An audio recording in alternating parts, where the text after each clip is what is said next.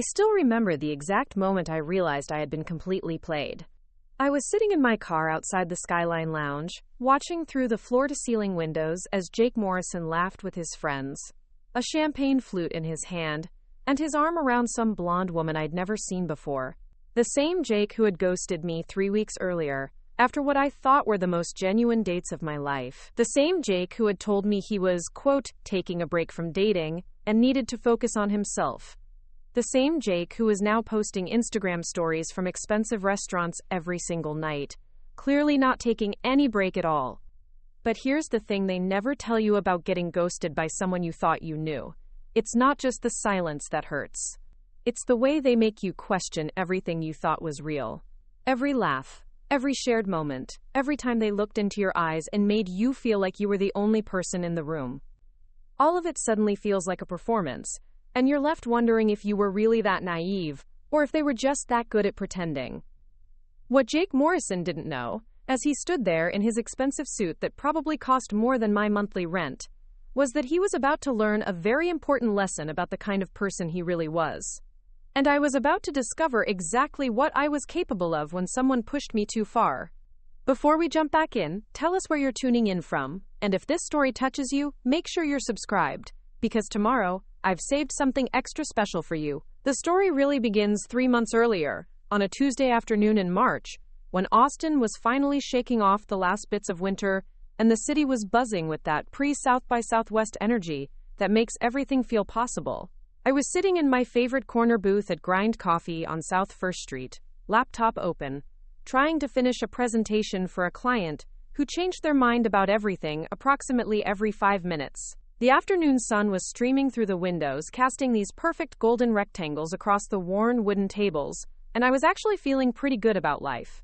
My name is Sarah Chen, and at 28, I thought I had figured out most of what I needed to know about dating in Austin. I worked as a marketing coordinator at Bright Ideas Marketing, a scrappy little agency that specialized in helping local businesses find their voice in an increasingly noisy world. It wasn't glamorous work, but I loved the creativity of it. The way you could take someone's passion project and help them share it with the world. My salary wasn't anything to write home about, but I had a cozy one-bedroom apartment in South Austin that I decorated with plants and vintage finds from weekend flea markets, and I was genuinely happy with the life I was building.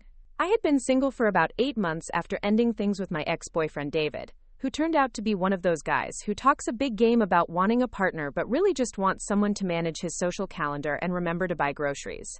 The breakup had been mutual and relatively drama-free, but it left me feeling like I was ready for something real, something with substance. I wasn't looking for perfect, just genuine. That's when Emma Rodriguez, my best friend and the most pragmatic person I know, finally convinced me to download Connect Me, the dating app that was supposedly different from all the others, because it focused on meaningful connections rather than just surface-level attractions. Emma had met her boyfriend Marcus on there 6 months earlier, and she kept insisting that I was being too picky by refusing to try online dating. "Sarah, you're not going to meet anyone sitting in that coffee shop every day," she had said the week before, gesturing around my apartment with her wine glass. "You need to put yourself out there. What's the worst that could happen?" Famous last words, right? So there I was, procrastinating on my presentation by scrolling through Connect Me profiles, when Jake Morrison's face appeared on my screen. The first thing I noticed was his smile. Not the practiced, camera-ready smile that most guys used for their dating profiles, but something that seemed genuinely warm and a little bit shy. He had dark hair that looked like he'd run his fingers through it, brown eyes that crinkled at the corners, and he was wearing a simple button-down shirt in what looked like a casual restaurant setting. His profile was refreshingly straightforward. No shirtless gym photos, no pictures with expensive cars or exotic vacation destinations. Just him at what looked like a friend's birthday party, him hiking somewhere in the hill country, and him reading a book in what appeared to be a bookstore. His bio was short and sweet. Austin native, love live music and good coffee. Looking for someone who can laugh at my terrible jokes and doesn't mind that I know way too much about obscure bands from the 90s. There was something about the authenticity of it that caught my attention. In a sea of profiles that felt like carefully curated personal brands, Jake's felt like an actual person. Someone who might understand why I spent my Saturday mornings at the farmer's market, or why I still bought physical books instead of reading everything on my phone. I swiped right without overthinking it, the way Emma had taught me to do. Trust your gut, she always said. If you spend 5 minutes analyzing every profile, you'll never actually meet anyone. The match notification came through about 20 minutes later, right as I was finally getting back to work on my presentation. Jake had sent a message that made me smile. I saw you work at Bright Ideas Marketing. I drive past your building every day, and I've always wondered what goes on in there. Are you guys actually bright? Or is that just good branding? It was exactly the kind of message that showed he'd actually read my profile and was trying to start a real conversation. I found myself typing back before I could second-guess myself. Jury's still out on the bright part, but we're definitely loud. Fair warning. If you ever visit, you'll probably hear at least 3 heated debates about font choices and whether Comic Sans is ever acceptable. Comic Sans is never acceptable, he responded almost immediately. This is a deal-breaker situation. Thank goodness, I wrote back. I was worried I'd have to educate you on basic design principles. The conversation flowed from there with the kind of easy back and forth that usually took weeks to develop. We talked about our favorite coffee shops, debated whether Austin's music scene was getting too commercial, and discovered that we both had strong opinions about the best breakfast tacos in the city. Jake was funny without trying too hard, asked thoughtful questions about my work, and seemed genuinely interested in my answers. After 3 days of messaging, he asked if I wanted to meet for coffee. Not drinks, not dinner, just coffee. Something low pressure and casual. Exactly what I would have suggested if I'd been brave enough to bring it up first. I know this might sound presumptuous, he wrote, but you mentioned Grind Coffee as your favorite spot. Would you want to meet there Saturday afternoon? I promise I won't judge your coffee order, even if it's one of those drinks with 7 different modifications. I laughed out loud in my apartment, causing my cat Oliver to look up from his favorite sunny spot on the windowsill with mild annoyance. It's a lavender oat milk latte with an extra shot, I typed back. And yes, I realize that makes me a walking Austin stereotype. I was thinking more walking Austin success story, he responded. Saturday at 2? That Saturday, I arrived at Grind Coffee about 5 minutes early, which was unusual for me. I'm usually running exactly on time or slightly late, but something about meeting Jake made me want to be settled and ready.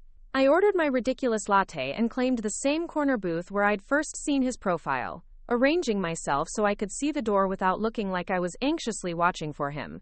Jake walked in at exactly 2 p.m., and I felt that little flutter of recognition mixed with first date nerves. He looked exactly like his photos, which was already a win in the world of online dating, but there was something about seeing him in person that made me realize his pictures hadn't quite captured how present he was. He had the kind of energy that made you feel like you were the only person in the room, even in a crowded coffee shop. He spotted me immediately and walked over with that same genuine smile from his profile. Sarah? I'm Jake. And I have to say, you look exactly like someone who would order a lavender oat milk latte with an extra shot. I'm going to choose to take that as a compliment, I said, standing up to shake his hand. His handshake was firm but not aggressive, and he smelled like cedar and something clean that might have been expensive cologne but could just as easily have been good soap. It absolutely was, he said, gesturing to the counter. I'm going to get something considerably more boring and then we can properly debate the merits of your coffee choices. While he ordered, I watched him interact with the barista, a college-aged guy with purple hair who recognized him from previous visits. Jake was friendly and patient, tipped well, and remembered the guy's name from what was clearly a previous conversation about music. These were small things, but they were the kinds of details that mattered to me. How someone treats service workers says a lot about their character. He came back to the booth with a simple black coffee and slid in across from me. So, he said, tell me about these font debates. Are they as intense as they sound? For the next 2 hours, we talked about everything and nothing. Jake was one of those people who had opinions about things, but wasn't obnoxious about them. He could discuss the gentrification of East Austin without getting preachy, explain why he thought certain bands were overrated without being condescending, and ask about my work in a way that showed he was actually listening to the answers. He told me he worked in real estate, specializing in helping young professionals find their first homes in Austin. It's not the most exciting work in the world, he said, but there's something really satisfying about helping someone find a place where they can actually see themselves building a life. Plus, I get to drive around the city all day, which beats sitting in an office. When I asked about his family, he mentioned that his parents had divorced when he was in high school, and he'd mostly raised himself while his mom worked 2 jobs to keep them afloat. It made me pretty independent, he said, but maybe a little too independent sometimes. I'm working on that. The vulnerability in that admission made my heart do a little skip. Here was someone who was self-aware enough to recognize his own patterns, and mature enough to acknowledge them. It felt like the kind of honesty that could be the foundation of something real. By the time we realized the coffee shop was starting to empty out for the dinner rush, I felt like I'd known Jake for months instead of hours. When he walked me to my car, he asked if I'd like to have dinner sometime soon. I'd really like that, I said, and meant it completely. Great, he said, and for just a moment, I thought he might kiss me. Instead, he squeezed my hand gently and said, "I'll text you later about details." This was really nice, Sarah. As I drove home, I found myself smiling for no reason at red lights. It had been so long since I'd met someone who felt like a genuine possibility, someone who could make me laugh without trying too hard, and who seemed as interested in getting to know me as I was in getting to know him. Emma called me that night, as she always did after my dates, demanding a full report. So? Was he actually as normal as his profile suggested, or are we dealing with a hidden crazy situation? Emma, I think he might actually be normal, I said, curled up on my couch with Oliver purring on my lap. Like, genuinely normal, and funny, and interesting. And he remembered that I mentioned my presentation was due Monday and asked how it went. Red flags? None that I could see. He was nice to the barista. He asked thoughtful questions. He didn't check his phone once during the entire conversation. Oh, and he offered to pay for my coffee but didn't get weird when I said I'd get my own. Emma said, and I could hear her thinking. That's almost suspicious. Are you sure he's not too good to be true? I'm trying not to overthink it, I said, though I was definitely overthinking it. We're having dinner later this week. Where? He's going to let me know. He said he wanted to think about somewhere we could actually talk, not just somewhere impressive. Emma made an approving noise. Okay, that's a good sign. Just promise me you won't get too invested too quickly. Remember what happened with David? But even as I promised her I'd keep my expectations reasonable, I could feel myself already getting excited about the possibility of something real with Jake Morrison. He seemed like the kind of person who would text when he said he would, who would remember the small details you mentioned in passing, who would be genuinely interested in building something together instead of just looking for something. Preparing and narrating this story took us a lot of time, so if you are enjoying it, subscribe to our channel. It means a lot to us. Now back to the story. Someone to fill a specific role in his life. Jake texted me the next day, just as he'd promised. How did the presentation go? He wrote. And are you free Thursday for dinner? I found a place I think you'll love.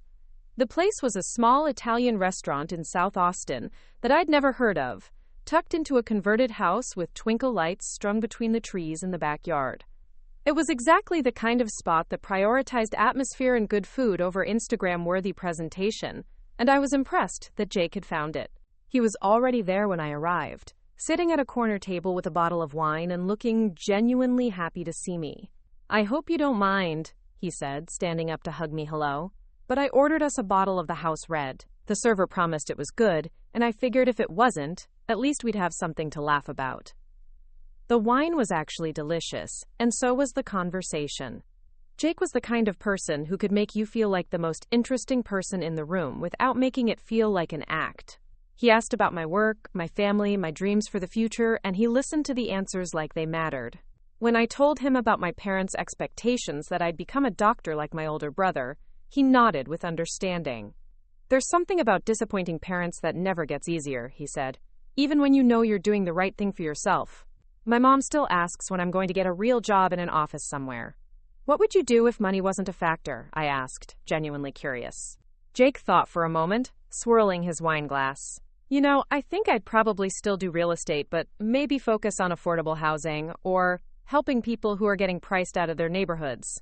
There's something about this city that's getting lost as it gets more expensive, and I'd love to be part of preserving that. It was the kind of answer that made me like him even more.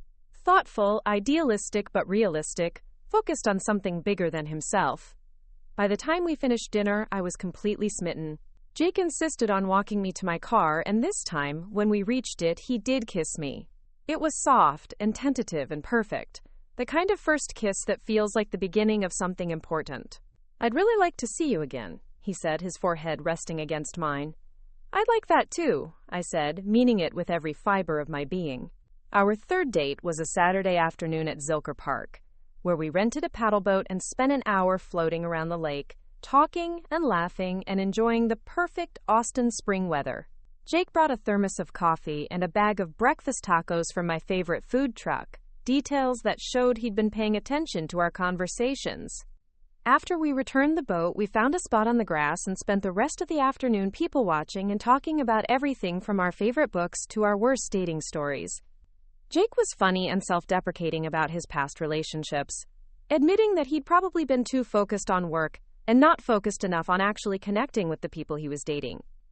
"I think I was so worried about finding someone who checked all the boxes," he said, lying on his back with his hands behind his head, "that I forgot to pay attention to how I actually felt when I was with them." "And how do you feel when you're with me?" I asked, the question slipping out before I could stop myself. Jake turned on his side to look at me, his expression serious. "Like I can finally stop performing," he said. "Like I can just be myself, and that's enough." It was exactly what I needed to hear, and exactly how I felt too. For the first time in months, maybe years, I felt like I was exactly where I was supposed to be. That evening, Jake walked me to my apartment door, and when I invited him in, he hesitated for just a moment before saying, "I'd love to, but I want to do this right. Can I take you out again next week?" I was impressed by his restraint, even though part of me was disappointed. It felt like he was treating me, like something worth taking time with. "I'd love that," I said, and kissed him goodnight. For the next week, Jake and I texted constantly. Good morning messages, funny observations about our days, pictures of coffee and sunsets, and random things that made us think of each other. It felt like we were building something real, something with substance, and staying power. Which is why what happened next hit me like a truck going 90 miles an hour on I-35. The last text I received from Jake Morrison was on a Wednesday night. "Can't wait to see you this weekend," he wrote. "Sleep well, beautiful." I went to bed that night with a smile on my face and my phone charging on the nightstand, already planning what I would wear to dinner on Friday. When I woke up Thursday morning, Jake Morrison had vanished from my life as completely as if he had never existed at all. Friday morning arrived with the kind of crisp Austin air that usually made me feel optimistic about everything. I had picked out my outfit the night before, a navy blue dress that Emma had convinced me to buy months earlier because it made my eyes look incredible, and I'd even made a reservation at that new wine bar downtown that Jake had mentioned wanting to try. Everything was perfectly planned for what I thought would be our fourth date, and maybe the night that would shift our relationship into something more serious. I texted Jake around 10 in the morning, something casual and flirty. "Looking forward to tonight. Should I meet you at the wine bar, or do you want to pick me up?" The message showed as delivered, but no response came. By noon, I was starting to feel the first flutter of anxiety in my stomach, but I pushed it down. Jake was probably just busy with work. Real estate could be unpredictable, and I knew he'd mentioned having a big closing scheduled for Friday afternoon. By 3 o'clock, I was refreshing my phone every few minutes, checking to see if maybe I'd missed a notification. The anxiety was building into something more substantial, that familiar weight in my chest that comes when you start to realize something might be wrong, but you don't want to admit it to yourself. At 4, I called him. The phone rang 4 times before going to voicemail. His voice, warm and familiar, asked me to leave a message and he'd get back to me as soon as possible. I hung up without saying anything, telling myself that he was probably just in meetings and would call me back once he was free. By 6 o'clock, I was sitting on my couch in my navy dress, staring at my phone and trying to decide if I should get dressed down or if there was still a chance he might call with some reasonable explanation. Oliver seemed to sense my mood and jumped onto my lap, purring in that way cats do when they're trying to comfort you. I called Emma, who answered on the second ring. "Please tell me you're calling to give me details about your hot date," she said, and I could hear the smile in her voice.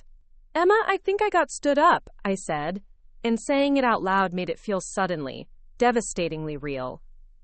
"What? No way. Jake seems way too considerate for that. Have you tried calling him?" It went straight to voicemail. He hasn't responded to any of my texts since last night. We were supposed to meet at 7, and I haven't heard anything. Emma was quiet for a moment. "Okay, don't panic yet. Maybe there's a family emergency or something. Have you checked his social media?" I hadn't, actually. Jake wasn't a big social media person, which was one of the things I'd found refreshing about him. His Instagram was mostly pictures of Austin sunsets and the occasional photo with friends, updated maybe once a week. But I pulled up his profile while Emma waited on the phone.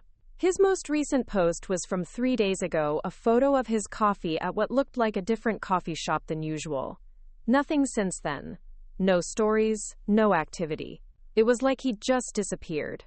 "Nothing," I told Emma. "His last post was Wednesday. Look, maybe his phone died or he's dealing with something. Why don't you get out of that dress, order some takeout, and see if he calls tonight? If you don't hear from him by tomorrow morning, then we'll figure out what's going on." I knew Emma was trying to be optimistic for my sake, but I could hear the concern in her voice. She knew, like I was starting to know, that people don't just vanish in the middle of planning a date unless something is seriously wrong. Saturday morning came with no word from Jake. I spent the day in my apartment, alternating between checking my phone and trying to distract myself with cleaning and Netflix. By evening, I was starting to feel not just disappointed, but genuinely worried. What if something had happened to him? What if he was in the hospital or had been in an accident? Sunday, I did something I'd never done before in my dating life. I drove to his apartment building. I knew where he lived because he'd pointed it out one day when we were driving through downtown together, a sleek high-rise with floor-to-ceiling windows and a doorman. I didn't have a plan, exactly. I just needed to know if he was okay. I parked across the street and sat in my car for about 20 minutes, feeling like a stalker but unable to make myself leave. Finally, I saw him. Jake Morrison, very much alive and apparently fine, walking out of the building with a takeout bag in one hand and his phone in the other. He looked exactly the same as he had the last time I'd seen him, which somehow made everything worse. He got into his BMW and drove away without ever looking in my direction. I sat there for another few minutes, trying to process what I'd just seen. He was clearly fine. He clearly had his phone. He was clearly choosing not to respond to me. The realization hit me like a physical blow.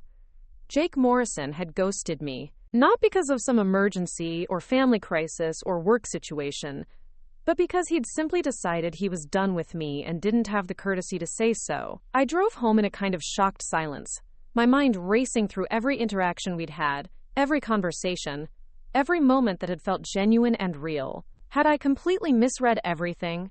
Had I been so desperate for connection that I had projected feelings onto him that were never actually there? Monday morning, I woke up feeling like I'd been hit by a truck. I called in sick to work, which I never did, and spent the day in my pajamas trying to make sense of what had happened.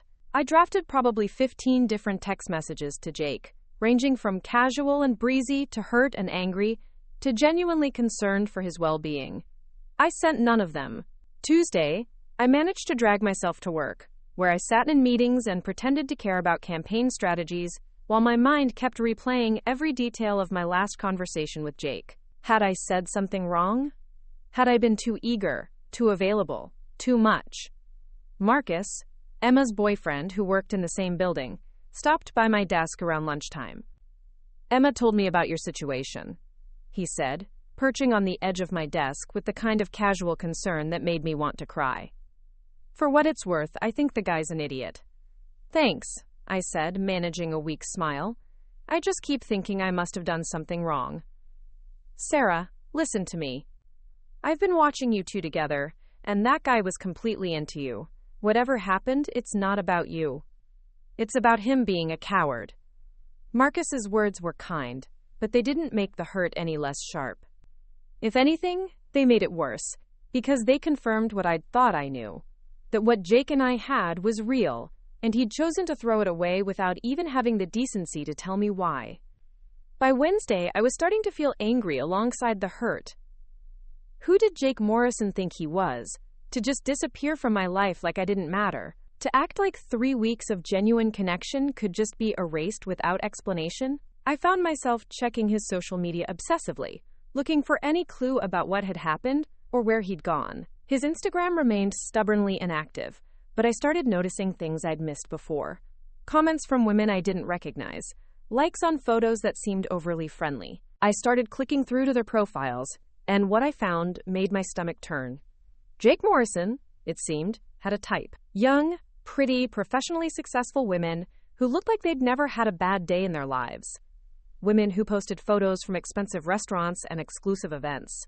Women who seemed to exist in a completely different financial bracket than I did. I spent hours scrolling through these profiles, torturing myself with comparisons. They all had designer handbags and perfect skin, and the kind of effortless beauty that comes from having enough money to make looking good your part-time job. They vacationed in places I'd only seen in magazines and wore clothes that cost more than my monthly rent. Was that what this was about? Had Jake realized that I wasn't wealthy enough for whatever image he was trying to project?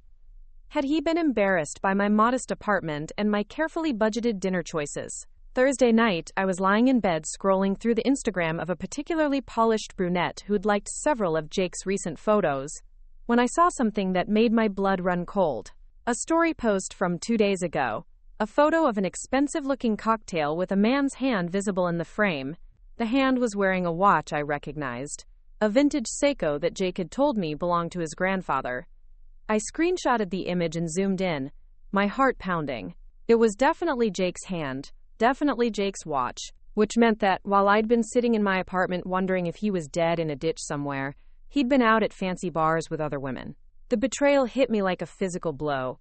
It wasn't just that he'd ghosted me, it was that he'd been actively dating other people while I was mourning what I thought we'd lost. He'd been living his life, posting on social media, going out to restaurants and bars, while I'd been worried about his safety and trying to figure out what I'd done wrong. I called Emma immediately, even though it was almost midnight. She answered on the first ring, her voice thick with sleep. "Sarah? What's wrong?" "He's been seeing other people," I said, my voice shaking with anger. "While I've been sitting here worried about him, he's been out with other women. I have proof." Emma was quiet for a moment. "Are you sure?" I sent her the screenshot. "That's his watch, Emma. His grandfather's watch. He told me about it on our second date." "Oh, honey," Emma said, her voice soft with sympathy. "I'm so sorry. What a complete piece of garbage." "I feel so stupid," I said, tears finally starting to fall. "I thought what we had was real. I thought he was different." "You're not stupid," Emma said firmly. "You're trusting, and there's nothing wrong with that." "He's the one who should be ashamed, not you." But I did feel ashamed. Ashamed that I'd been so easily fooled. Ashamed that I'd let myself care so much about someone who clearly saw me as disposable. Ashamed that I'd been so naive about what kind of person Jake Morrison really was. Friday morning, I woke up with a different kind of clarity. The hurt was still there, but it was mixed with something else now. A cold, calculating anger. Jake Morrison had played me, and he'd done it so smoothly that I'd never seen it coming. He'd made me believe that he was genuine and caring and interested in something real, when the truth was that he was just another shallow guy looking for his next conquest. But what really bothered me wasn't just that he'd lied to me. It was that he'd probably done this to other women too. The way he'd disappeared so completely, so efficiently, suggested that this was a pattern for him. A practiced move that he'd perfected over time. I found myself wondering how many other women had sat in their apartments, wondering what they'd done wrong. How many had driven by his building to make sure he was okay? How many had tortured themselves comparing their lives to the Instagram perfect women he seemed to prefer? That afternoon, I made a decision that would change everything. I was going to find out exactly who Jake Morrison really was, and I was going to make sure that the next woman he tried to pull this routine on would know exactly what she was getting into. I started by doing what I should have done before I ever went on a date with him. I Googled him. Really Googled him. Not just the casual search I'd done when we first matched. I looked up his real estate license, his professional affiliations, his educational background. I cross-referenced his social media with public records and professional networks. What I found was interesting. Jake Morrison was good at his job, but he wasn't nearly as successful as he'd led me to believe. His sales numbers were solid but not spectacular. His apartment, while nice, was probably stretching his budget based on what I could estimate about his income. His BMW was leased, not owned, and he'd had it for less than 6 months. Jake Morrison, it seemed, was working very hard to project an image of success and affluence that didn't quite match his reality, which explained why he'd been so interested in women who already had money, who could fit into the lifestyle he was trying to create, rather than the one he was actually living. I spent the weekend diving deeper into his digital footprint, and what I found made me increasingly angry. Jake had a pattern, and it was exactly what I'd suspected. He'd match with women, charm them with his apparent authenticity and interest in something real, take them on a few carefully chosen dates that made him look thoughtful and genuine, and then disappear the moment things started to get serious. I found traces of at least 3 other women in the past year who'd had similar experiences. Comments on his old posts that suggested confusion and hurt. Photos that had been liked by women who no longer appeared in his recent activity. A pattern of engagement followed by complete radio silence. Jake Morrison was a serial ghoster, and he was good at it. He'd perfected the art of making women feel special and chosen, right up until the moment he decided they weren't worth his time anymore. By Sunday night, I had a plan. It was risky and possibly stupid, but I was beyond caring about playing it safe. Jake Morrison thought he could treat women like disposable entertainment, and he'd been getting away with it because his victims were too hurt and confused to fight back. But I wasn't just hurt anymore. I was angry, and I was determined to show him exactly what kind of person he was dealing with. I spent Monday morning creating a new identity. Not Sarah Chen, the marketing coordinator with the modest apartment and the carefully budgeted lifestyle. This time, I was going to be someone Jake Morrison couldn't resist, someone who fit perfectly into the image he was trying to project. I was going to be Victoria Sterling, and she was going to be everything Jake Morrison thought he wanted in a woman. Wealthy, sophisticated, beautiful, and completely out of his league. And she was going to teach him a lesson he'd never forget. The transformation started with research. I spent hours studying the social media profiles of the women Jake seemed to gravitate toward, analyzing their style, their language, their interests. I looked at where they shopped, where they traveled, what kind of cars they drove. I studied their professional backgrounds and their family histories. Victoria Sterling, I decided, would be the daughter of a tech executive who'd sold his company and moved to Austin to enjoy his retirement. She'd grown up in San Francisco, attended Stanford, and now worked in venture capital while managing her family's real estate investments. She'd be beautiful but not obviously so, sophisticated but not pretentious, wealthy but not flashy about it. I spent Tuesday afternoon shopping for Victoria's wardrobe, using money from my emergency fund to buy clothes that cost more than I usually spent on clothing in 6 months. Designer jeans that fit like they were made for me, silk blouses that felt like water against my skin, a handbag that cost more than my monthly car payment. Wednesday, I went to a high-end salon in West Austin and had my hair cut and styled by someone who charged more per hour than I made in a day. The stylist, a woman named Michelle who clearly dealt with wealthy clients regularly, transformed my practical shoulder-length bob into something that looked effortlessly expensive. "What's the occasion?" she asked as she worked. "I'm becoming someone new," I said, which was true in more ways than one. Thursday, I hired a professional photographer under the pretense of updating my LinkedIn profile. We shot at several locations around Austin, including the lobby of a 5-star hotel and the rooftop of a downtown building that a friend of the photographer's had access to. The photos were stunning, showing a version of myself that I barely recognized. Victoria Sterling looked like she belonged in the pages of a magazine, like she'd never had a worry in the world. Friday afternoon, I created Victoria's social media profiles: Instagram, LinkedIn, even a Facebook account that I backdated with carefully curated content going back 2 years. I used photos from my shoot mixed with stock images that I edited to include subtle signs of wealth and sophistication. A photo of manicured hands holding a glass of wine at what appeared to be a private event. A shot of expensive shoes next to a luxury car that I'd borrowed from a friend. A picture of a first-class airline seat with the caption "Home to Austin" that suggested frequent travel. I spent hours crafting Victoria's voice, the way she would write captions and comments. Confident but not boastful, cultured but not pretentious, friendly but with an underlying awareness of her own worth.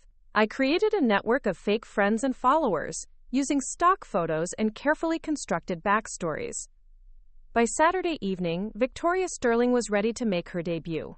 She was beautiful, successful, wealthy, and exactly the kind of woman that Jake Morrison seemed to think he deserved. She was also completely fictional, a carefully constructed trap designed to catch a man who thought he was too smart to be caught.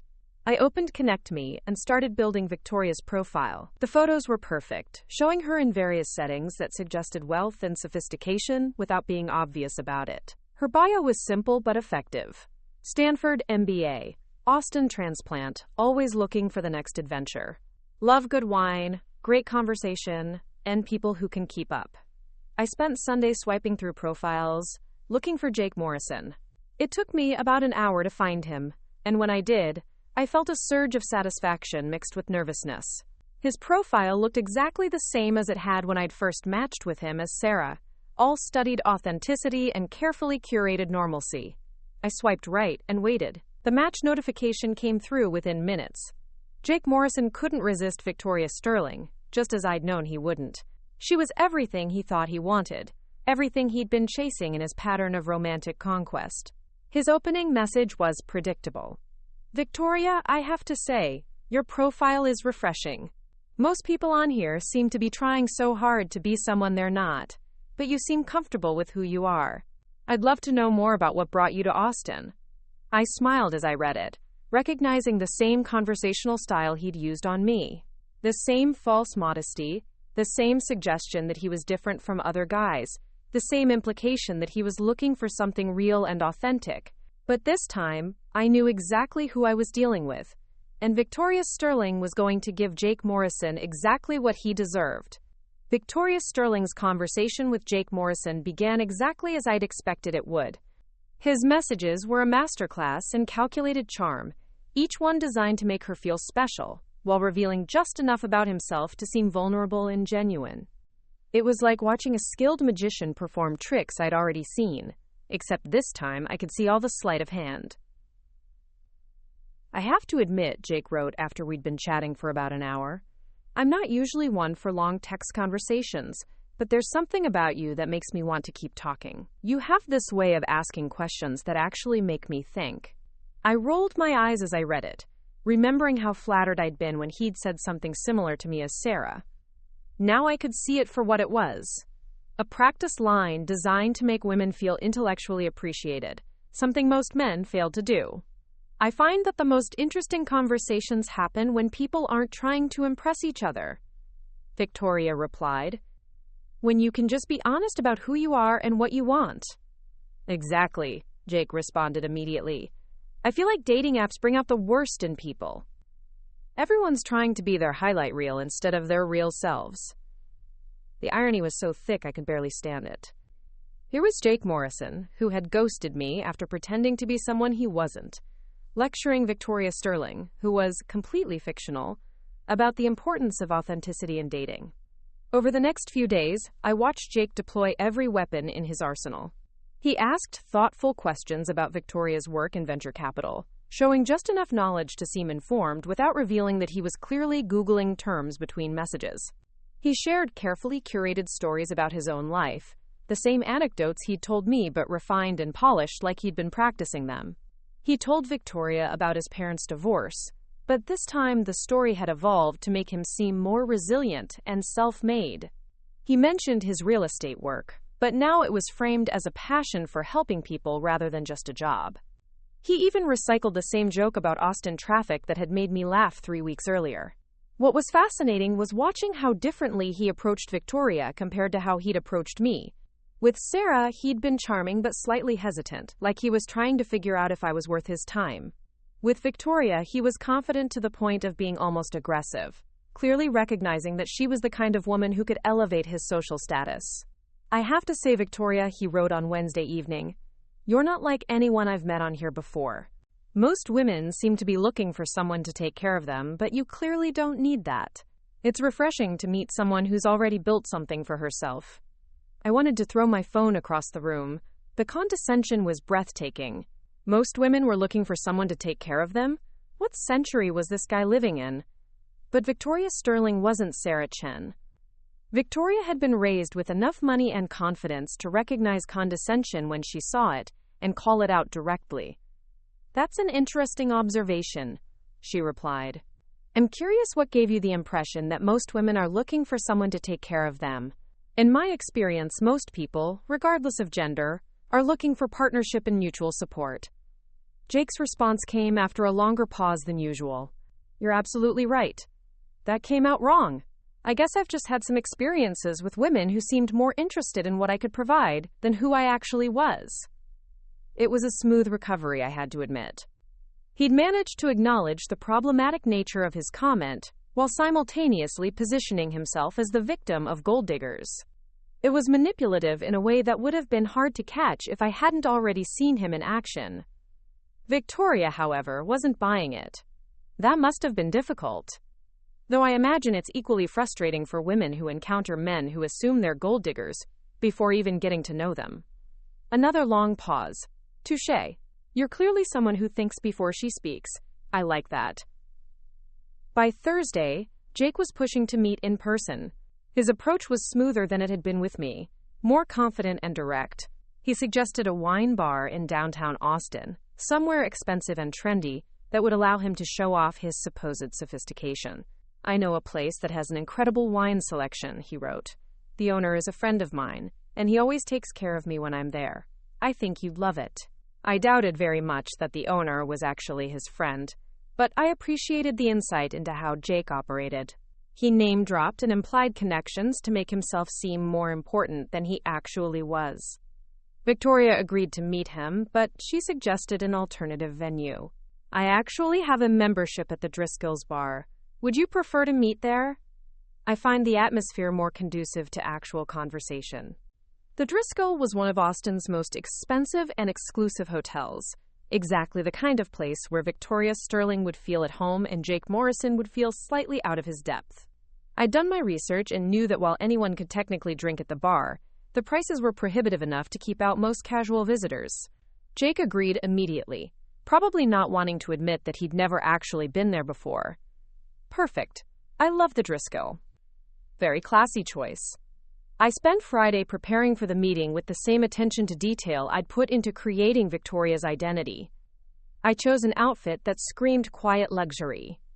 A simple black dress that had cost more than my monthly groceries, paired with shoes that I'd practiced walking in for hours to make sure I looked natural. I wore jewelry that looked expensive but wasn't flashy, the kind of understated elegance that only people with real money could afford. The hardest part was the psychological preparation. I had to become Victoria Sterling completely, to embody her confidence and sophistication so thoroughly that Jake would never suspect he was talking to the woman he'd ghosted 3 weeks earlier. I practiced her voice, her mannerisms, the way she would hold herself and move through the world. Saturday evening, I arrived at the Driscoll 15 minutes early and positioned myself at the bar where I could see the entrance. The bartender, a professional who clearly dealt with wealthy clients regularly, treated me with the kind of deference that Victoria Sterling would expect. I ordered a glass of wine that cost more than most people spent on an entire bottle, and settled in to wait. Jake arrived exactly on time, and I felt a surge of satisfaction as I watched him take in the surroundings. He was wearing a suit that looked expensive, but not quite expensive enough, and there was a slightly nervous energy to his movements that suggested he was trying to appear more comfortable than he actually felt. He spotted me at the bar and approached with the confident smile I remembered, but I could see the moment he really looked at Victoria Sterling. His eyes widened slightly, and I caught him adjusting his posture, unconsciously trying to make himself appear taller and more impressive. "Victoria?" he said, extending his hand. "I'm Jake. You look absolutely stunning."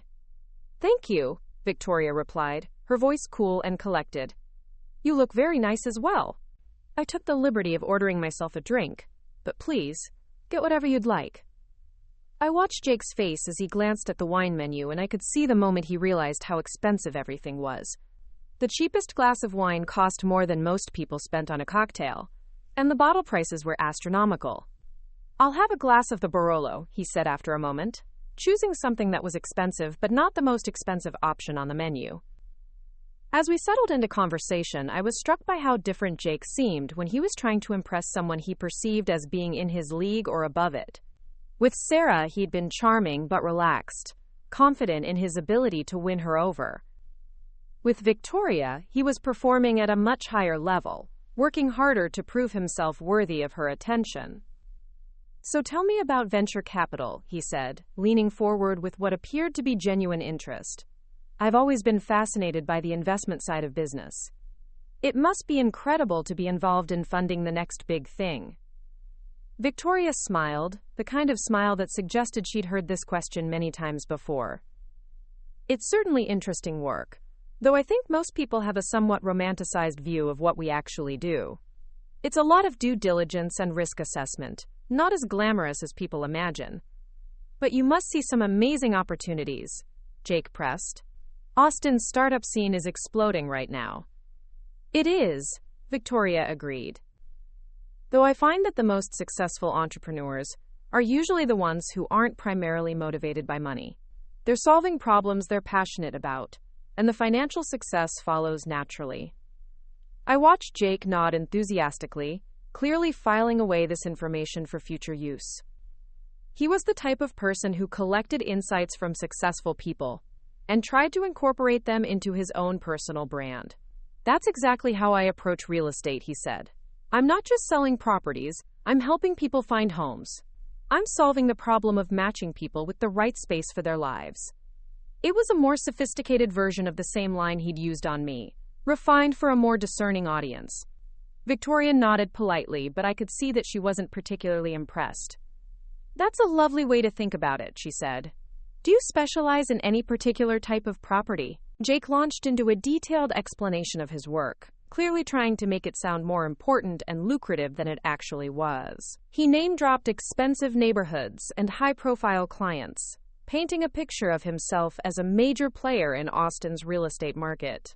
Victoria listened attentively, asking thoughtful questions that revealed both her intelligence and her ability to see through his embellishments. She didn't call him out directly, but her questions were pointed enough to make him work harder to maintain his narrative. "You seem to work with a lot of high-net-worth individuals," she observed. "That must require a particular skill set." "It does," Jake agreed quickly. "I found that successful people appreciate directness and professionalism. They don't want to waste time with games or small talk. They want someone who understands their needs and can deliver results." "Absolutely," Victoria said. "I find that authenticity is particularly important when you're dealing with people who have options. They can spot insincerity from a mile away." I almost laughed at the irony. Here was Jake Morrison, who had built his entire romantic strategy on insincerity, nodding along as Victoria Sterling, who was completely fictional, discussed the importance of authenticity. As the evening progressed, Jake became more relaxed, clearly feeling like he was making a good impression. He ordered a second glass of wine, despite the price, and began sharing more personal stories. They were the same stories he'd told me, but polished and refined for Victoria's consumption. "I have to admit," he said, his voice dropping to a more intimate tone, "I don't usually connect with people this quickly. There's something about you that feels different, more genuine than most people I meet." Victoria smiled, but it didn't reach her eyes. "I appreciate that. Though I'm curious, what do you think makes someone genuine?" Jake paused, clearly not having expected the question to be turned back on him. "I think it's about being honest about who you are and what you want, not trying to be someone you're not to impress other people." "That's interesting," Victoria said, taking a sip of her wine. "I find that people often say they value authenticity, but they're actually more comfortable with performative versions of it. They want someone who seems genuine, not someone who actually is." "I'm not sure I follow," Jake said, looking genuinely confused. "Well, take dating apps, for example," Victoria continued. "Everyone says they want authenticity, but they're really responding to curated versions of people's personalities. The most successful profiles aren't the most honest ones. They're the ones that present an appealing version of honesty. Jake laughed, but it sounded forced. That's pretty cynical. Do you really think most people are just performing all the time? I think most people are performing some of the time, Victoria replied. The question is whether they're aware of it and whether they're honest about it. I could see that Jake was starting to feel uncomfortable with the direction of the conversation.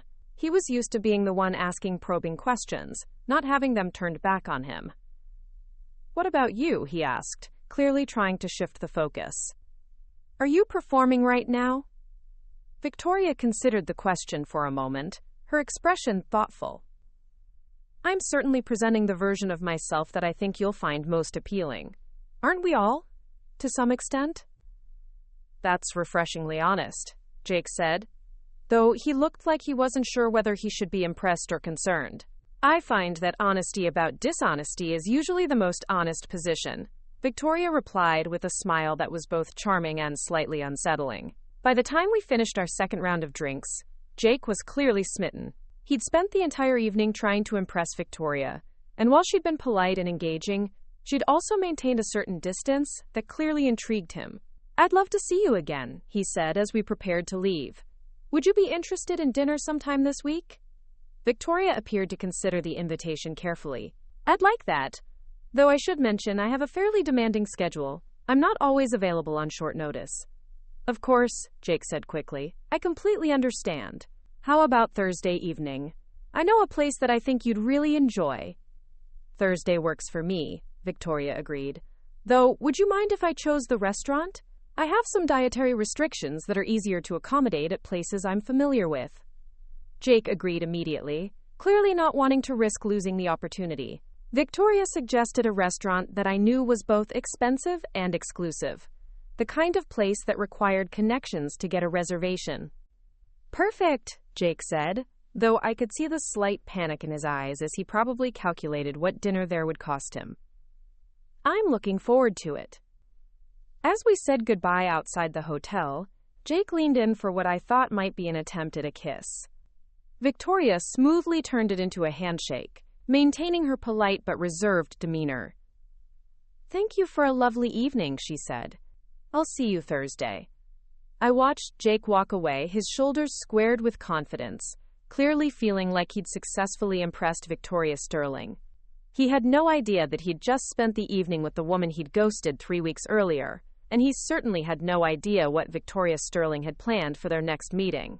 Over the next few days, Jake's messages to Victoria became increasingly frequent and increasingly transparent about his intentions. He was clearly trying to lock down a relationship with someone he saw as a significant upgrade from his usual dating pool. I can't stop thinking about our conversation, he wrote on Sunday morning. You have this way of challenging me intellectually that I find incredibly attractive. I feel like I could talk to you for hours. Victoria's responses were carefully calibrated to keep him interested while revealing more about his character. I enjoyed our conversation as well, though I have to say I'm curious about your dating history. You seem like someone who would have no trouble meeting interesting people. Honestly, I've had some disappointing experiences lately, Jake replied. I thought I'd connected with someone a few weeks ago, but it turned out she wasn't really looking for anything serious.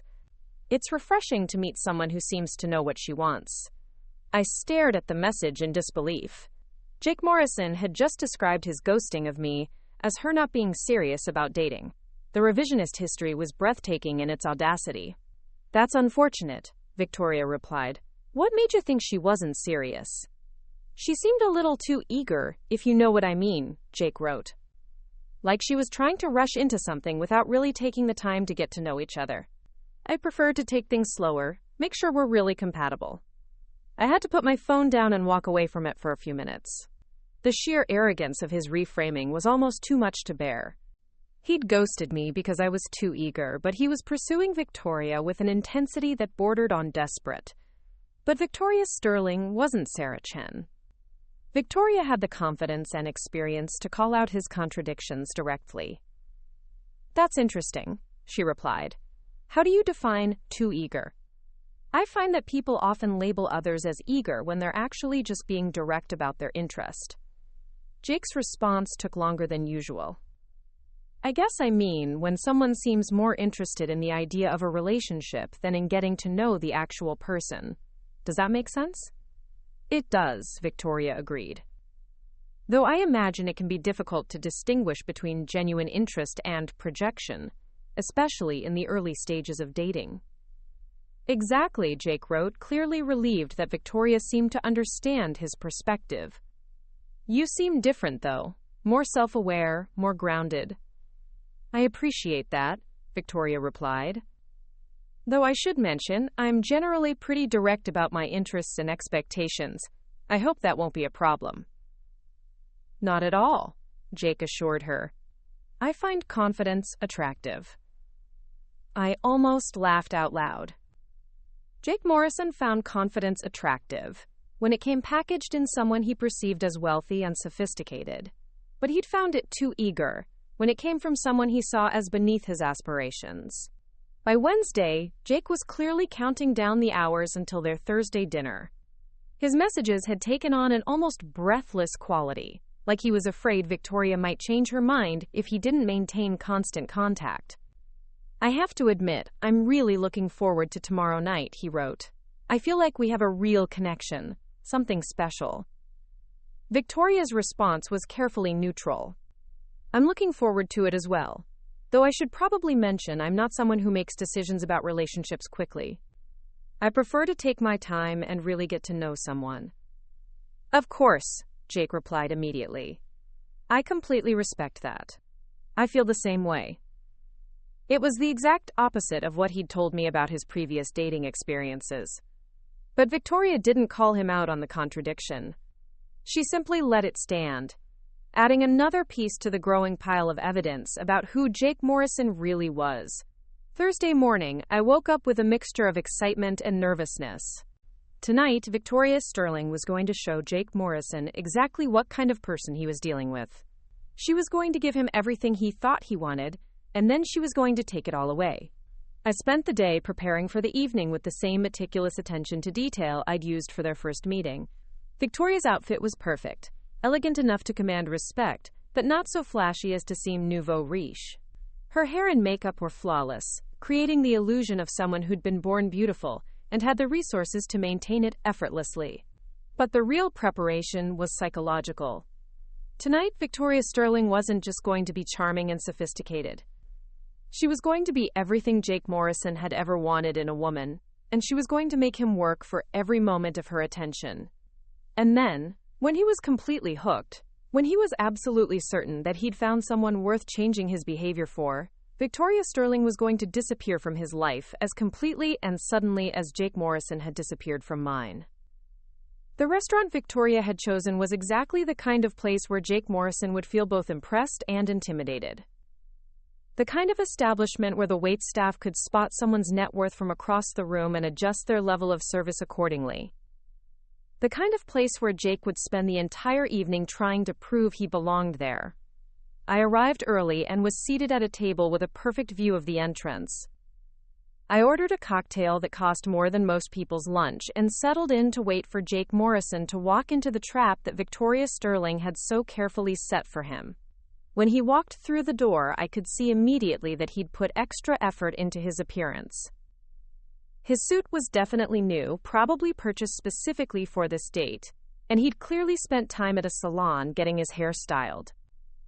He looked good, but there was something slightly desperate about the perfection of his presentation.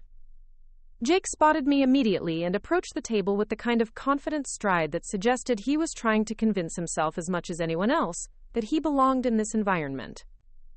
Victoria, he said, leaning down to kiss my cheek in a gesture that was probably meant to seem sophisticated but came across as slightly presumptuous. You look absolutely incredible. Thank you, Victoria replied, her voice warm but not overly enthusiastic. You look very handsome as well. I hope you didn't have trouble finding the place. Not at all, Jake said, though I could see him glancing around the restaurant with the kind of wide-eyed appreciation that suggested he'd never been somewhere quite this expensive before. The evening proceeded exactly as I'd planned. Jake worked harder than I'd ever seen him work to impress Victoria, pulling out every charm offensive in his arsenal. He ordered expensive wine without flinching at the prices, though I could see him calculating the cost in his head. He asked thoughtful questions about Victoria's work and family, clearly trying to position himself as someone worthy of her attention. Victoria, for her part, was the perfect dinner companion. Engaging but not overwhelming, interested but not impressed, beautiful but not trying too hard. She was everything Jake Morrison had ever wanted in a woman, and she made him work for every smile, every laugh, every moment of genuine connection. And as the evening progressed, I could see Jake falling harder and harder for someone who didn't actually exist. Someone who was about to teach him exactly what it felt like to be discarded without explanation or apology. The irony was perfect. Jake Morrison, who had built his romantic life on deception and manipulation, was about to be deceived and manipulated by someone who was far better at it than he would ever be. And the best part was, he had no idea what was coming. The moment Jake Morrison walked into Uchi, Austin's most exclusive sushi restaurant, I knew tonight would be the night he finally understood what it felt like to be completely powerless in someone else's hands. He'd clearly spent significant money on his appearance, wearing a suit that probably cost more than his monthly car payment, his hair perfectly styled, his shoes polished to a mirror shine. The desperation was written across his face in the way he adjusted his tie 3 times before approaching the table, in the way his eyes darted around the restaurant taking in the affluent clientele, in the way he straightened his shoulders as if preparing for battle. Victoria Sterling had been seated at the best table in the house, the one usually reserved for celebrities and oil executives, positioned perfectly to command the room's attention. She wore a midnight blue dress that cost more than most people's monthly rent,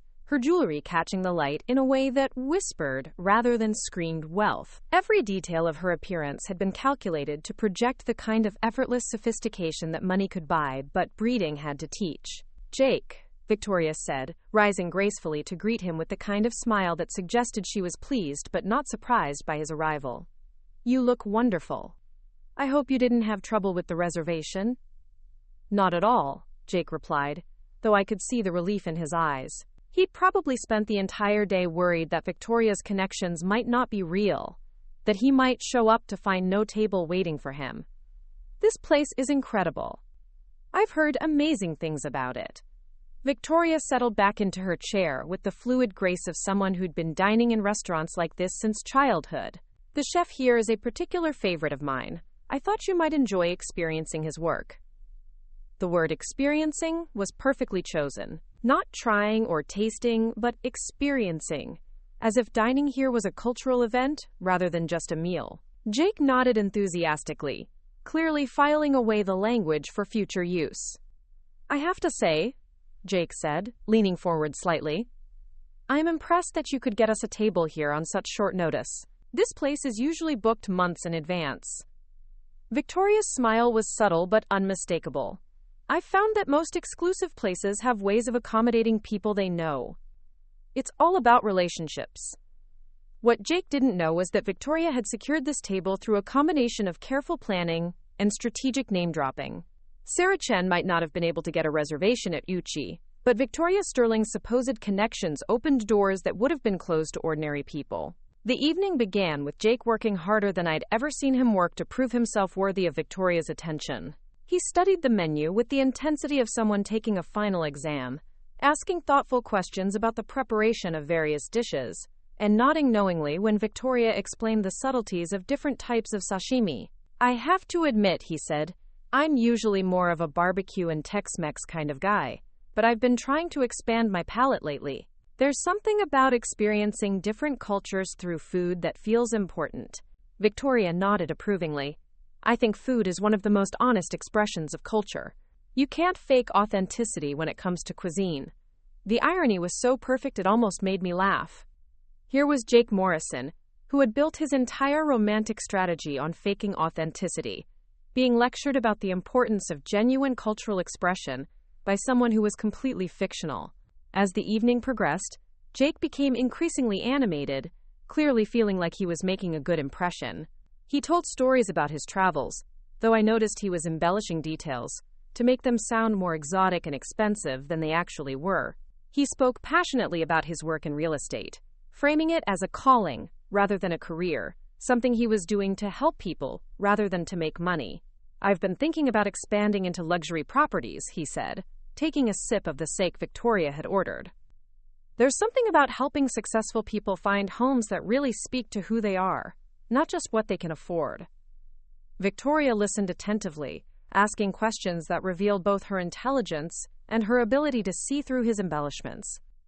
"That's an interesting perspective.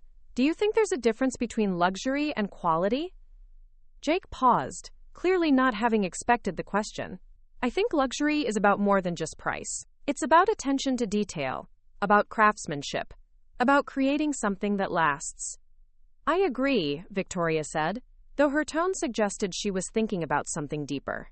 "Though I sometimes wonder if we've lost the distinction between luxury and status. So many people seem to want things that look expensive rather than things that are actually well made."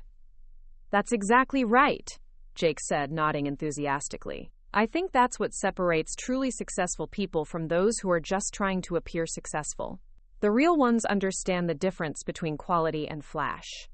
Victoria smiled, but there was something cold in her eyes. "Yes, I've found that the most insecure people are often the ones who work hardest to project success. They're so focused on the performance that they forget to build anything real underneath it." Jake laughed, but it sounded forced. "I know exactly what you mean. I've met so many people who seem to think success is about appearances rather than substance." "What about you?" Victoria asked, her voice deceptively casual. "Do you ever find yourself performing success rather than living it?" The question hung in the air between them, and I could see Jake struggling with how to answer.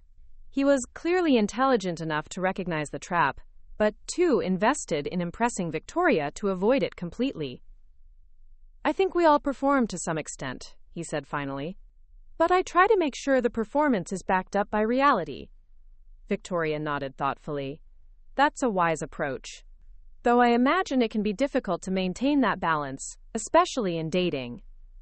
"What do you mean?" Jake asked, though his voice had taken on a slightly defensive tone. "Well, dating apps in particular seem to encourage people to present curated versions of themselves. I sometimes wonder if people become so invested in their online personas that they forget who they actually are." Jake took a long sip of sack, clearly buying time to formulate his response. "I think that's true for some people. But I've always tried to be authentic in my dating profile. I'd rather have someone interested in the real me than impressed by a fantasy." "That's admirable," Victoria said, though her smile didn't reach her eyes. "Though I have to ask, what happens when the real you disappoints someone? When they expect the fantasy and get the reality instead?" "I guess that depends on what kind of disappointment we're talking about," Jake replied carefully. Victoria leaned forward slightly, her voice dropping to a more intimate tone. "I'm thinking about emotional disappointment. When someone believes they've found a genuine connection, and then discovers that the other person was never really invested in the first place." Jake's face went pale, and I could see him struggling to maintain his composure. That would be devastating for the person who was disappointed." "Yes," Victoria agreed, her voice soft but deadly. "I imagine it would make them question everything they thought they knew about the relationship. Every conversation, every shared moment, every promise made and broken." The silence stretched between them, heavy with unspoken implications. Jake's hand trembled slightly as he reached for his drink, and I could see sweat beginning to form on his forehead despite the restaurant's perfect climate control. "Victoria," he said finally, his voice barely above a whisper, "is there something specific you're trying to tell me?" Victoria's smile was radiant and terrifying. "I'm trying to tell you that I know exactly who you are, Jake Morrison. I know about Sarah Chen, the marketing coordinator you ghosted 3 weeks ago after making her believe you were interested in something real. I know about the Instagram stories you posted while she was worried about your safety. I know about the pattern of women you've charmed and discarded over the past year." Jake's face went from pale to ashen. I don't know what you're talking about." "Of course you don't," Victoria said, her voice remaining perfectly calm. Just like you didn't know what Sarah was talking about when she tried to figure out why you disappeared from her life without explanation. Just like you didn't know what any of the other women were talking about when they wondered what they'd done wrong. Jake's hands were shaking now, and he looked around the restaurant as if searching for an escape route. This is insane. I don't know who you think I am, but... I think you're a coward, Victoria interrupted, her voice still soft but carrying the weight of absolute certainty. I think you're someone who enjoys the thrill of making women fall for you. But you're too selfish and immature to handle the responsibility that comes with genuine human connection. That's not fair, Jake stammered. You don't know the whole story. Then tell me, Victoria said, leaning back in her chair with the confidence of someone who held all the cards. Tell me about Sarah Chen. Tell me why you made her believe you were interested in building something real, and then ghosted her the moment she started to care about you. Jake's mouth opened and closed several times, but no words came out. He looked like a fish pulled from water, gasping for air in an environment where he couldn't survive. Here's what I think happened, Victoria continued, her voice taking on the tone of someone delivering a carefully prepared speech. I think you liked the idea of Sarah Chen more than you liked Sarah Chen herself.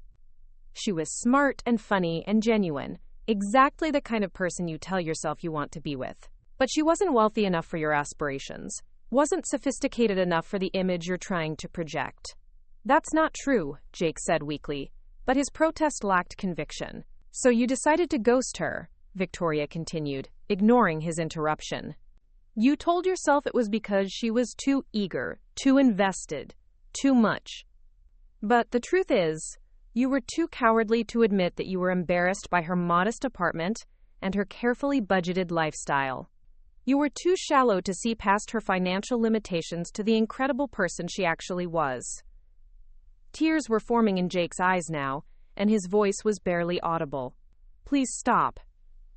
And then, Victoria said, her voice growing stronger, you rewrote the story to make yourself the victim.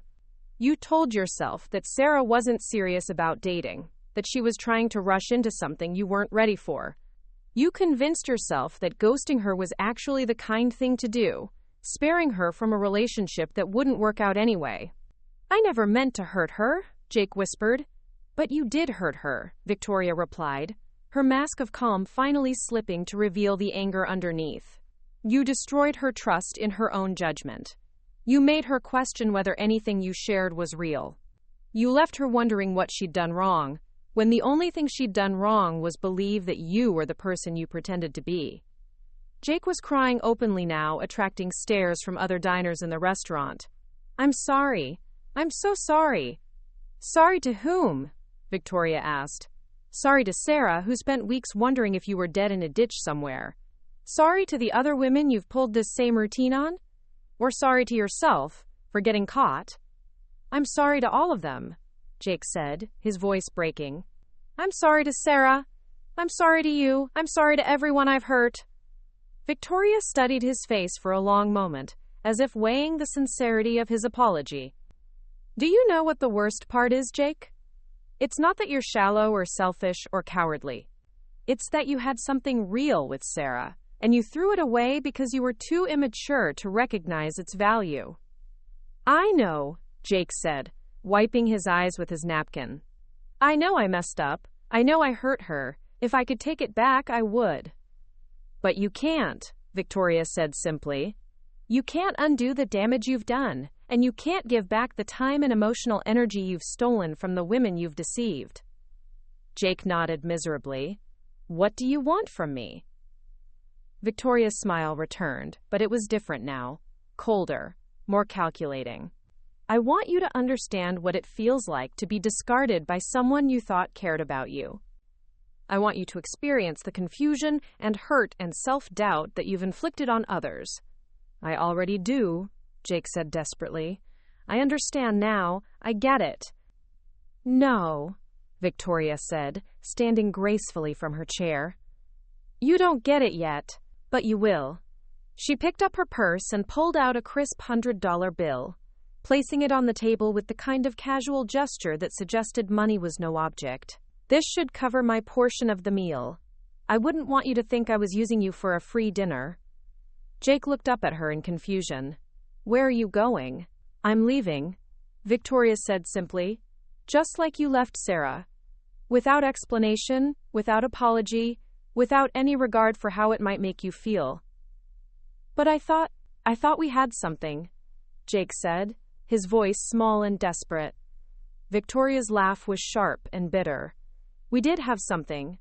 We had a performance, a carefully constructed fiction, designed to make you believe that someone like me could be interested in someone like you. But it was never real, Jake. Just like what you had with Sarah was never real to you. Please don't do this, Jake begged, half rising from his chair. Let me make it right. Let me fix this. You can't fix this, Victoria said, her voice final. You can't undo what you've done, and you can't charm your way out of the consequences. This is what it feels like to be ghosted, Jake. This is what it feels like to have someone you care about disappear from your life without explanation. She turned to walk away, but Jake reached out and grabbed her wrist. Wait, please. Just tell me. Tell me who you really are. Victoria looked down at his hand on her wrist, then back up at his face. For just a moment, her mask slipped completely, and Jake Morrison found himself staring into the eyes of Sarah Chen.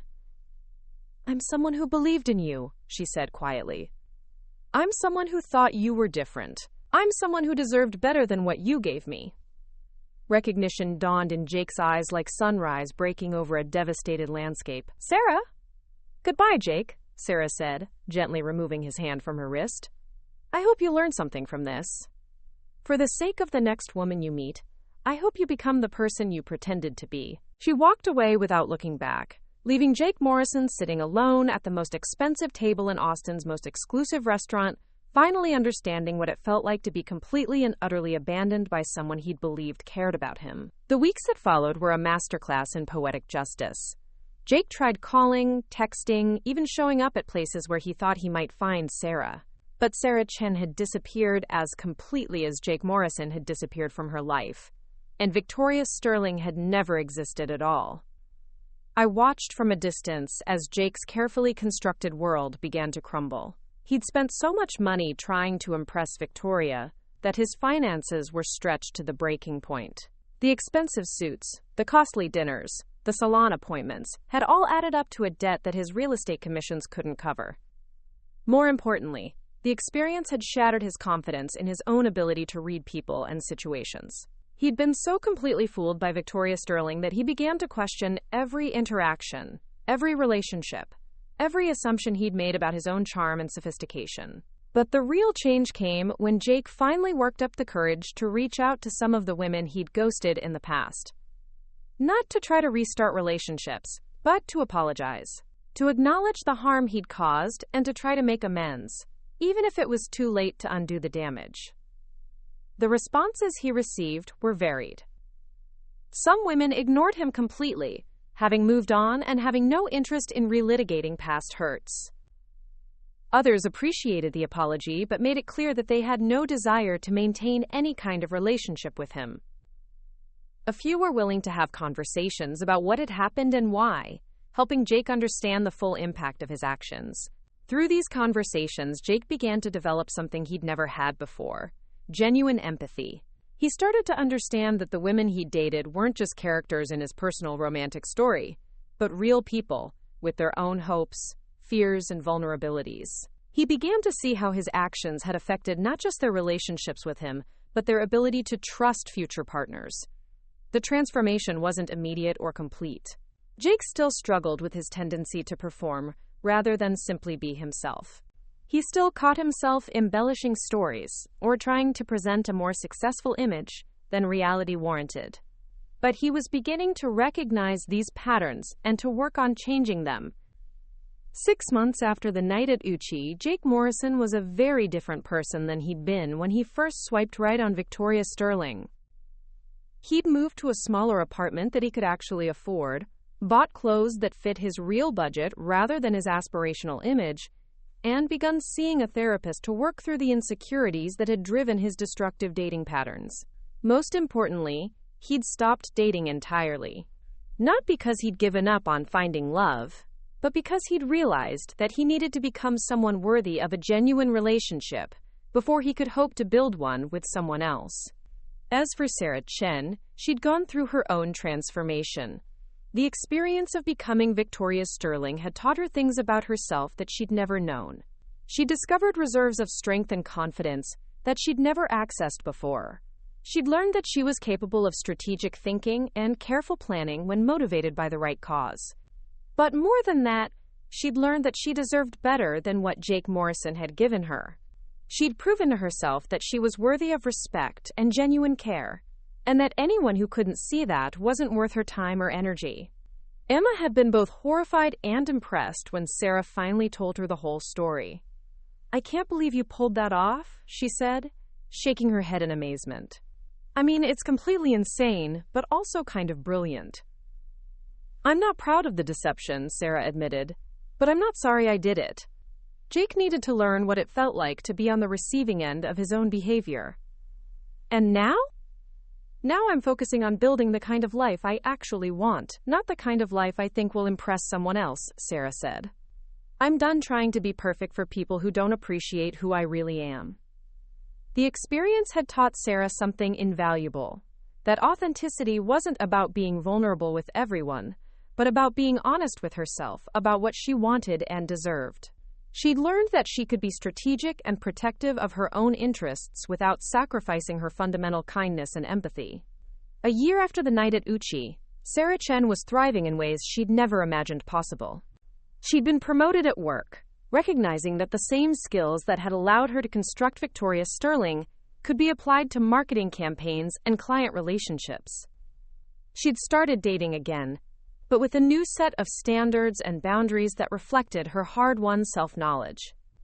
And sometimes, when she was feeling particularly reflective, she'd think about Jake Morrison and wonder if he'd learned anything from their encounter.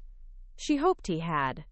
Not because she wanted to reconcile with him, but because she wanted to believe that people could change, that experiences could teach empathy, that even the most selfish people could develop the capacity for genuine care. The last time she'd seen Jake Morrison, he'd been volunteering at a local homeless shelter, serving food to people who had even less than he did. He'd looked different somehow, quieter and more thoughtful, less concerned with projecting an image, and more focused on simply being present for the people around him. Sarah didn't approach him that day, didn't try to talk to him, or find out how he was doing. She simply observed from a distance, noting the change in his demeanor and the genuine kindness in his interactions with the shelter's clients. It was the kind of person she'd hoped he could become, back when she'd believed in the possibility of their relationship. Whether Jake Morrison had truly learned from his experience, or was simply going through another phase of reinvention, Sarah couldn't say. But she hoped, for the sake of everyone he'd encounter in the future, that the change was real and lasting. As for Victoria Sterling, she'd served her purpose and disappeared back into the realm of fiction where she belonged. She'd been a powerful tool for teaching an important lesson, but she'd also been a reminder of how easy it was to become lost in performance and pretense. Sarah Chen had learned that she was strong enough to protect herself and smart enough to outmaneuver people who tried to deceive her. But she'd also learned that she preferred being herself, flaws and all, to being anyone else, no matter how perfect they might seem. The night at Uchi had been about justice and revenge, but it had also been about self-discovery and empowerment. Sarah had proven to herself that she was worth fighting for, that her feelings mattered, that her story deserved to be told. And in the end, that was the most important lesson of all, that authenticity wasn't about being perfect, but about being honest, about recognizing your own worth and refusing to accept anything less than genuine care and respect from the people in your life. Jake Morrison had ghosted Sarah Chen because he thought she wasn't worth the effort of an honest conversation. But Sarah had proven that she was worth so much more than that, and she'd made sure Jake learned that lesson in the most unforgettable way possible. The morning after the confrontation at Uchi, Sarah Chen woke up feeling like she'd been reborn. The weight that had been pressing down on her chest for months was finally gone, replaced by something she hadn't felt in years: complete and utter satisfaction. She lay in bed for an extra hour, not because she was tired, but because she wanted to savor the feeling of justice served and dignity restored. Her phone had been buzzing all night with messages from Jake Morrison, each one more desperate than the last. The progression was almost textbook: denial, anger, bargaining, and finally, what appeared to be genuine remorse. Sarah read through them with the detached interest of a scientist observing a particularly fascinating specimen. "Sarah, I know you're angry, but we need to talk. This isn't fair to either of us. You can't just disappear like this. I have feelings too. Please, just give me a chance to explain. You don't understand the whole situation. I know I messed up with you before, but this is different. What we have is real. I'm falling in love with you. Don't throw this away because of my past mistakes. Sarah, please. I'm begging you. I'll do anything to make this right." The final message had arrived at 3 a.m. "I understand now. I'm sorry for everything. I'm sorry for hurting you. I'm sorry for being the kind of person who could hurt you. You deserved so much better than what I gave you." Sarah deleted the entire conversation thread without responding. Jake Morrison had had his chance to communicate honestly, and he'd chosen silence instead. Now it was his turn to wonder what he'd done wrong. His turn to question every interaction they'd shared. His turn to feel the crushing weight of unanswered questions. She got dressed slowly, choosing each piece of clothing with deliberate care. Gone were Victoria Sterling's designer pieces, returned to the boutiques where she'd purchased them, with carefully worded stories about changed plans and special occasions that had been canceled. Today, Sarah Chen was wearing her own clothes again. Jeans that fit perfectly because she'd had them tailored, a vintage band t-shirt that she'd found at a thrift store, and boots that were comfortable rather than fashionable. Looking at herself in the mirror, Sarah felt a strange sense of displacement. After weeks of being Victoria Sterling, returning to her own identity felt both familiar and foreign. She was the same person who had been devastated by Jake's ghosting, but she was also fundamentally changed by what she'd accomplished. She had proven to herself that she was capable of strategic thinking, careful planning, and decisive action when someone threatened her sense of self-worth. Emma called while Sarah was making coffee, her voice bright with curiosity. "So, how did it go? Did you go through with it?" "I went through with it," Sarah confirmed, settling onto her couch with Oliver purring on her lap. And it was everything I hoped it would be. Jake Morrison now knows exactly what it feels like to be ghosted by someone he thought cared about him. Emma was quiet for a moment. "How do you feel about it? Any regrets?" Sarah considered the question carefully. "I feel complete, like I finally got closure on something that was eating away at me. I don't regret it, but I also don't think I'd do it again. It served its purpose." Which was teaching Jake Morrison that actions have consequences, that the women he dates aren't disposable entertainment, that there are people in this world who won't just quietly disappear when he decides he's done with them. Emma made a thoughtful sound. "You know what's crazy? I think this whole experience has changed you more than it changed him. You seem, I don't know, more confident? More sure of yourself?" Sarah smiled, realizing that Emma was absolutely right. The process of becoming Victoria Sterling had required her to access parts of herself she'd never known existed. She'd had to embody confidence, sophistication, and strategic thinking in ways that felt foreign at first, but had gradually become natural. And now, returning to her own life, she found that some of Victoria's qualities had stuck with her. "I think you're right," Sarah said. "I think I needed to prove to myself that I was worth fighting for, and I did." Over the next few weeks, Sarah found herself approaching everything in her life with a new sense of purpose and clarity. At work, she spoke up more in meetings, shared her ideas with confidence, and took on projects that challenged her in ways she'd previously avoided. Her colleagues began to notice the change, and her supervisor pulled her aside to ask if she'd be interested in leading a new account that had just come in. "You seem different lately," Marcus observed one afternoon when he stopped by her desk. "More, I don't know, more like yourself, if that makes sense." "It makes perfect sense," Sarah replied, not looking up from the campaign proposal she was working on. I think I finally figured out who I actually am, as opposed to who I thought I should be. The dating app she'd used to meet Jake Morrison remained deleted from her phone, but Sarah found herself less interested in online dating anyway. Instead, she started saying yes to invitations she would have previously declined, attending art gallery openings and live music shows, joining a book club that met at a wine bar in South Austin. She was building a social life based on her actual interests rather than her perceived availability for romantic relationships. It was at one of these book club meetings that Sarah met David Kim, a software engineer who had recently moved to Austin from Seattle. David was nothing like Jake Morrison. He was quiet where Jake had been performatively charming, thoughtful where Jake had been impulsive, and genuinely interested in getting to know people rather than impressing them. Their first conversation lasted 3 hours, ranging from the book they were supposed to be discussing, to their favorite Austin restaurants, to their respective career paths. David asked questions that showed he was actually listening to her answers, and he shared stories about his own life that were self-deprecating without being self-pitying.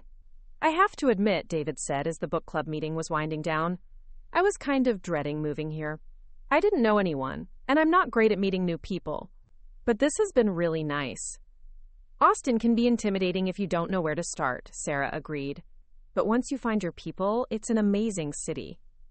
Would you maybe want to show me some of those amazing parts sometime? David asked, his question casual, but his eyes hopeful. I promise I'm not just looking for a tour guide. I'm actually interested in getting to know you better. Sarah felt a flutter of attraction, but it was different from what she'd experienced with Jake. This felt calmer, more sustainable, based on genuine compatibility, rather than the excitement of performance and pursuit. I'd like that, she said, and meant it completely. Their first official date was a Saturday afternoon at the Blanton Museum of Art, followed by coffee at a small cafe near the university. David was easy to talk to, genuinely curious about her work and her interests, and refreshingly honest about his own uncertainties and insecurities. I should probably mention, he said as they were walking through the contemporary art section, I'm not great at the whole dating thing. I tend to overthink everything and worry that I'm not interesting enough to hold someone's attention. That's funny, Sarah replied, because I was just thinking about how nice it is to be with someone who seems comfortable with himself. You're not trying to perform or impress me, you're just being yourself. Is that a good thing? David asked with a self-conscious smile. It's the best thing, Sarah said, and realized she meant it more than she'd ever meant anything in her dating life. As her relationship with David developed over the following months, Sarah found herself constantly comparing it to her experience with Jake Morrison. Where Jake had been all intensity and grand gestures, David was steady and consistent. Where Jake had made her feel like she was auditioning for the role of girlfriend, David made her feel like he was genuinely interested in getting to know her as a complete person. David never ghosted her after making plans, never left her wondering where she stood with him, never made her feel like she had to earn his attention or affection. He was reliable in ways that felt revolutionary after her experience with Jake's emotional unavailability. You know what I love about you? David said one evening as they were cooking dinner together in Sarah's apartment. You never seem like you're trying to be anyone other than who you are. There's no performance, no pretense, it's just you. Sarah almost laughed at the irony. If only David knew about Victoria Sterling, about the elaborate performance she'd constructed to teach Jake Morrison a lesson. But she also realized that David was right in a way that mattered. With him, she felt no need to be anyone other than Sarah Chen, no desire to project an image or manipulate outcomes. I've learned the hard way that pretending to be someone you're not is exhausting, she said, stirring the pasta sauce they were making together. It's so much easier to just be yourself and let people decide if they like what they see. Well, for what it's worth, David said, wrapping his arms around her from behind, I really like what I see. Meanwhile, Jake Morrison was going through his own transformation, though it was far less pleasant than Sarah's journey of self-discovery. The humiliation of being deceived so completely by Victoria Sterling had shattered his confidence in ways he was still struggling to understand. He'd always prided himself on his ability to read people, to charm his way into and out of situations, to control the narrative of his romantic relationships. Victoria Sterling had stripped all of that away, revealing him to be exactly what he was: a shallow, manipulative person who treated other people's feelings as disposable. The financial cost of trying to impress Victoria had been significant enough to force Jake to reevaluate his entire lifestyle. He'd moved to a smaller apartment, sold the BMW he couldn't actually afford, and started shopping at discount stores instead of boutiques. The external changes were humbling, but they were nothing compared to the internal reckoning he was forced to undergo.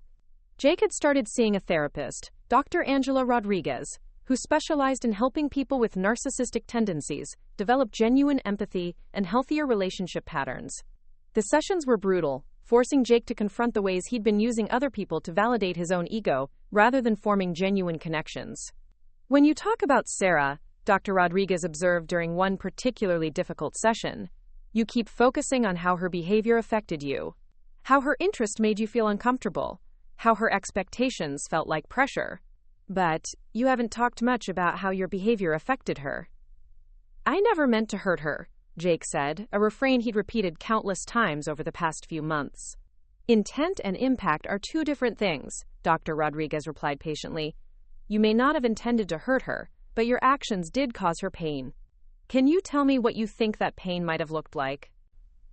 Jake struggled with the question, realizing that he'd never really considered Sarah's experience beyond how it related to his own guilt and regret. With Dr. Rodriguez's guidance, he slowly began to develop the ability to imagine what his ghosting had actually done to Sarah: the confusion, the self-doubt, the way it had probably affected her ability to trust future romantic partners. "I think," Jake said slowly, "I think I made her feel like she wasn't worth an honest conversation. Like she was so unimportant that I couldn't even be bothered to tell her I wasn't interested anymore." How do you think that might have affected her sense of self-worth? The question hit Jake like a physical blow. For the first time, he truly understood that his actions had consequences beyond his own comfort and convenience. Sarah Chen wasn't just a character in his romantic story. She was a real person whose life he had damaged through his selfishness and cowardice. As part of his therapy, Dr. Rodriguez encouraged Jake to reach out to some of the women he'd hurt in the past, not to try to restart relationships, but to offer genuine apologies and acknowledgement of the harm he'd caused. The conversations were some of the most difficult of his life, forcing him to confront the pattern of behavior he'd been engaging in for years. Some of the women he contacted refused to speak with him, which he was learning to accept as their right. Others were willing to have brief conversations that helped Jake understand the lasting impact of his actions. One woman, Lisa Parker, whom he'd dated and ghosted about 8 months before meeting Sarah, was particularly generous with her time and insight. "The thing that hurt the most," Lisa told him during a phone conversation that left Jake feeling emotionally drained, "wasn't that you weren't interested in a relationship. It was that you made me feel like I'd imagined the connection we had. Like I was crazy for thinking you'd actually cared about me." "I did care about you," Jake said, realizing as he said it that he still didn't fully understand what caring meant. "No," Lisa said firmly but not unkindly. "You cared about how I made you feel about yourself. There's a difference." That difference became the focus of Jake's therapeutic work over the following months. With Dr. Rodriguez's help, he began to understand that real caring meant considering someone else's well-being even when it was inconvenient, even when it required difficult conversations, even when it meant admitting that he'd made mistakes. The process was slow and often painful, but Jake gradually began to develop genuine empathy for the women he'd hurt. He started volunteering at a domestic violence shelter, not as a way to meet women or improve his image, but as a way to understand the impact that manipulative and selfish behavior could have on people's lives. It was at the shelter that Jake met Maria Santos, a counselor who worked with women recovering from emotionally abusive relationships. Maria had no interest in dating Jake or anyone else. She was focused entirely on her work and her own healing journey. But she became something Jake had never had before: a female friend who held him accountable for his behavior while also supporting his efforts to change. "The thing about personal growth," Maria told him one afternoon as they were organizing donations, "is that you can't do it to get something. You can't become a better person because you want women to like you more. You have to become a better person because you genuinely want to stop causing harm." How do you know if you're actually changing or just performing change? Jake asked, a question that had been plaguing him for months. You'll know, Maria said with a knowing smile, when you stop asking that question. When being decent becomes so natural that you don't think about it anymore. A year after the night at Uchi, Jake Morrison was a fundamentally different person than he'd been when he first matched with Victoria Sterling. He was working at a nonprofit organization that helped people find affordable housing, using his real estate knowledge to actually help people rather than just enriching himself. He was living within his means, building genuine friendships, and focusing on becoming the kind of person who could eventually be worthy of a healthy relationship. He thought about Sarah Chen often, not with the possessive longing he'd felt immediately after their confrontation, but with genuine gratitude for the lesson she'd taught him. Victoria Sterling had been a mirror that reflected his worst qualities back at him, and while the experience had been humiliating, it had also been necessary. Jake had written Sarah several letters over the past year, letters he'd never sent because he understood that his apologies were for his own healing, not hers. She owed him nothing. Not forgiveness, not absolution, not even acknowledgement that he'd changed. The best apology he could offer was to become the kind of person who would never treat anyone the way he'd treated her. Meanwhile, Sarah's relationship with David had continued to deepen in ways that felt both natural and revolutionary. After 8 months of dating, they'd moved in together, combining their lives with the kind of easy compatibility that Sarah had never experienced before. I keep waiting for the other shoe to drop, Sarah admitted to Emma one evening as they were having dinner together. For David to reveal some hidden flaw or agenda that I've missed. Maybe, Emma suggested gently, the lesson isn't that all men are hiding something terrible. Maybe the lesson is that you're now smart enough to recognize the difference between someone who's performing love and someone who's actually offering it. Sarah considered this, realizing that Emma was right. Her experience with Jake Morrison had taught her to recognize the warning signs of emotional manipulation and self-serving behavior. But more importantly, it had taught her to trust her own instincts and to refuse to accept anything less than genuine care and respect. David never made her feel like she was auditioning for his affection. He never left her wondering where she stood with him. He never made her feel like she had to earn his attention or modify her personality to keep his interest. He simply loved her for who she was, flaws and all, and made it clear through his actions that he was committed to building something real with her. I think, Sarah said to Emma, I think the real victory isn't that I got revenge on Jake Morrison. It's that I learned I was worth fighting for, and that gave me the confidence to recognize what I actually deserved in a relationship. 2 years after the night at Uchi, Sarah and David were engaged, planning a small wedding that reflected their actual values rather than anyone else's expectations. Jake Morrison had become a distant memory, a cautionary tale that had ultimately led Sarah to something much better than what she'd lost. Sarah rarely thought about Jake anymore, except when she was mentoring younger women at work who were struggling with their own romantic disappointments. She would tell them what she'd learned, that being ghosted said nothing about their worth and everything about the character of the person who disappeared.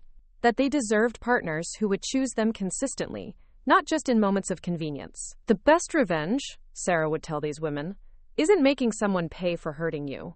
It's building a life so good that you're grateful they removed themselves from it. On her wedding day, as Sarah walked down the aisle toward David, she felt a moment of gratitude for everything that had led her to this point. Even Jake Morrison, in his own twisted way, had played a role in teaching her what she would and wouldn't accept from the people in her life. Victoria Sterling had served her purpose and disappeared back into the realm of fiction where she belonged. But the lessons she'd taught, both to Jake and to Sarah herself, would last a lifetime. Sometimes the most important thing you can do for yourself is refuse to be treated badly, even if it means getting creative about how you make your point. The night at Uchi had been about justice and revenge, but ultimately, it had been about self-respect and the courage to demand better. And in the end, that was the most valuable lesson of all, that you teach people how to treat you. And sometimes teaching them requires making sure they understand the consequences of treating you badly. As Sarah kissed David at the altar, surrounded by people who genuinely loved and supported them both, she knew that she'd finally found what she'd been looking for all along. Not someone who would complete her, but someone who would choose her every single day, without reservation or condition. Jake Morrison had taught her what she wouldn't accept, David Kim had shown her what she deserved, and Victoria Sterling had proved that she was strong enough to fight for it. Up next, you've got two more standout stories right on your screen. If this one hit the mark, you won't want to pass these up. Just click and check them out.